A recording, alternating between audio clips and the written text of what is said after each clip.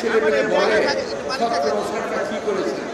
আরে 17 বছর আমরা গাছের গোড়ায় পানি ঢেলে গাছের গোড়া নরম করেছি, সেই গাছের আগায় বসে আমরা ফল খেয়েছি।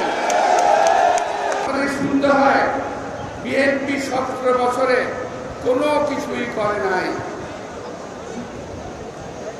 এই যে মঞ্চবিষ্ট আছেন আমার নেতৃবৃন্দ, আমার সামনে আছেন আমাদের নেতৃকর্মীবৃন্দ, কেউ কি বলতে পারবেন 17 বছরে আপনারা কেউ জেলে যান নাই? কেউ কি বলতে পারবেন যে বাংলাদেশের এই বিএনপির নেতৃবৃন্দ জেলখানে নাই, গ্রেপ্তার হয় নাই? আমার সঙ্গে আমি নাম পুরো নাম বলতে হবে, পুরো মন্ত্রণালয় জেলেছিল, একসঙ্গে জেলেছিল। এমনকি আমাদের নেতা তারেক রহমান আর আমি আশ্চর্য হয়ে যাই, ছেলেমেয়ে বলে 17 বছরটা কি করেছে।